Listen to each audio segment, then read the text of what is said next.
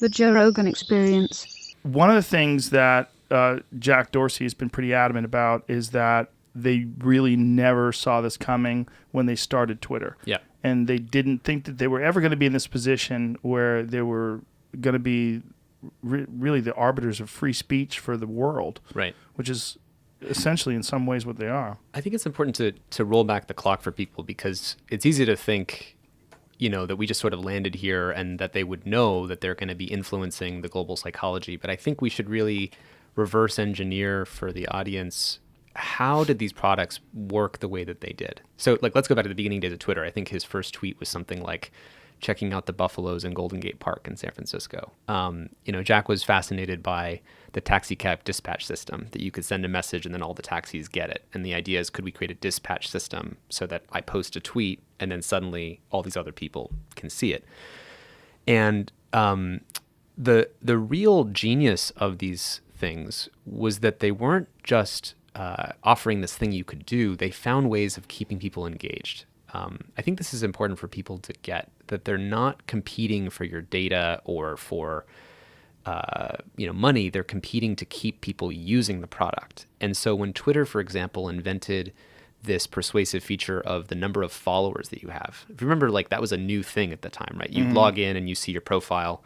Here's the people who you can follow, and then here's the number of followers you have. That created a reason for you to come back every day to see how many followers do I have. So that was part of this race to keep people engaged, as we talk about in the film. These things are competing for your attention, that if you're not paying for the product, you are the product. But the thing that is the product is your predictable behavior. You're using the product in predictable ways. And I remember a conversation I had with someone at Facebook who was a friend of mine, who said in a coffee shop one day, people think that we, Facebook, are competing with something like Twitter, that one social network is competing with another social network. But really, he said, our biggest competitor is YouTube, because they're not competing for social networks, they're competing for attention. And YouTube is the biggest competitor in the digital space for attention. And that was a real light bulb moment for me, because you realize that as they're designing these products, they're finding new clever ways to get your attention. That's the real thing that I think is different in the film The Social Dilemma, rather than talking about censorship and data and privacy and these themes. It's really, what is the core influence or impact that the shape of these products have on how we're making meaning of the world when they're steering our psychology. Do you think that it was inevitable that someone manipulates the way people use these things to gather more attention? And do you think that any of this could have been avoided if there was laws against that? If instead of having these algorithms that specifically target things that you're interested in or things that you click on or things that are going to make you engage more, if they just allowed these things to, if someone said, listen, you can have these things, you can allow people to communicate with each other, but you can't manipulate their attention span. Yeah, I think so we've always had an attention economy, right? And you're competing Sure. for it right now. And politicians compete for it. Can you vote for someone you've never paid attention to, never heard about, never heard them say something, outrageous? No. So there's always been an attention economy. And so it's hard to say we should regulate who gets attention or how. But it's organic in some ways. Right. Like this podcast is an organic, if we're in competition, it's organic. I Right. just put it out there, and if you watch it, you don't, or you don't, I don't have any say over it, and I'm not manipulating it in any way. Sort of. So, let's imagine that the podcast apps were different. And Okay. they actually, while you're watching, they had the hearts and the stars and the kind of voting up in numbers, and you could send messages back and forth. And Apple Podcasts worked in a way that didn't just reward, the things that you clicked follow on. It actually sort of promoted the stuff that someone said the most outrageous thing. Then you, as a podcast creator, have an incentive to say the most outrageous thing, and then you arrive at the top of the Apple Podcast or Spotify app. And that's the thing, is that we actually are competing for attention. It felt like it was neutral, and it was relatively neutral. And to progress that story back in time with Twitter competing for attention, let's look at some other things that they did. So they also added this retweet, this instant resharing feature, right? And that made it more addictive, because suddenly we're all playing the fame lottery, right? I could retweet your stuff and then you get a bunch of hits, and then you could go viral and you could get a lot of attention. So then instead of the companies competing for attention, now each of us suddenly win the fame lottery over and over and over again, and we're getting attention. And then, I had another example I was going to think about, and I forgot it. What was it?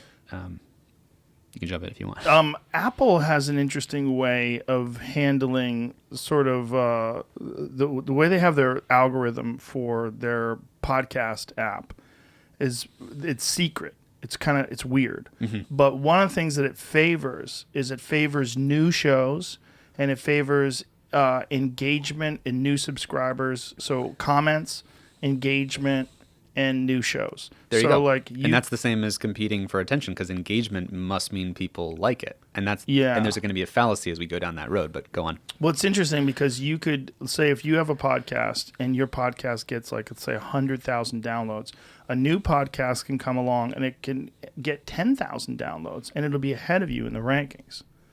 And so you could be number 3 and it could be number 2. And you're like, well, how is that number 2? And it's got 10 times less, but they don't do it that way. And their logic is they don't want the podcast world to be dominated by, New York Times. And, the big ones. Yeah, and whatever's number 1 and number 2 and number 3 forever. We actually just experienced this. We have a podcast called Your Undivided Attention, and since the film came out, in that first month, we went from being, in the lower 100 or something like that, to we shot to the top 5. I think we were the number 1 tech podcast for a while, and so we just experienced this through the fact, not that we had the most listeners, but because the trend was so rapid that we sort of jumped to the top. I think it's wise that they do that, because eventually it evens out over time. You see some people rocket to the top, like, oh my God, we're number 3. Yeah. And you're like, hang on there, fella. Just give it a couple of weeks. And then 3 weeks later, 4 weeks later, now they're number 48. And they get depressed. Right. But that was really where you should have been. But the thing that Apple does that I really like in that is it gives an opportunity for these new shows to be seen, where they might have gotten just stuck, because these rankings and the ratings for a lot of these shows are so consistent and they have such a following already. Yeah. It's very difficult for these new shows to gather attention. Right. And the problem was that there were some people that gamed the system, and there was companies that could literally move, like Earl Skakel. Remember Earl became the number 1 podcast and no one was listening to it?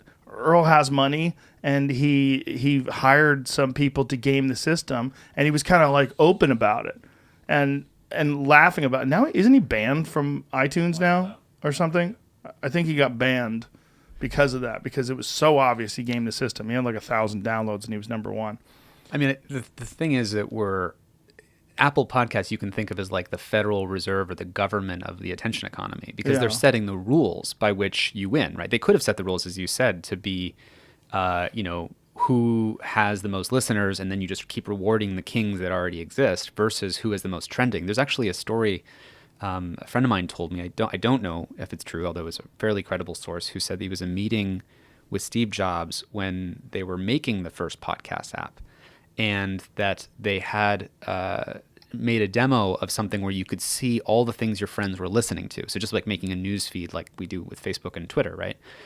And then he said well, why would we do that? If something is important enough, your friend will actually just send you a link and say, you should listen to this. Mm. Like, why would we automatically just promote random things that your friends are listening to? And again, this is kind of how you get back to social media. How is social media so successful? Because it's much more addictive to see what your friends are doing in a feed, but it doesn't reward what's true or what's meaningful. And this is the thing that people need to get about social media is it's really just rewarding the things that tend to keep people back addictively. The business model is addiction in this race to the bottom of the brainstem for attention.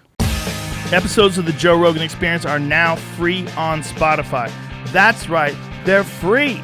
From September 1st to December 1st, they're going to be available everywhere. But after December 1st, they will only be available on Spotify, but they will be free. That includes the video. The video will also be there.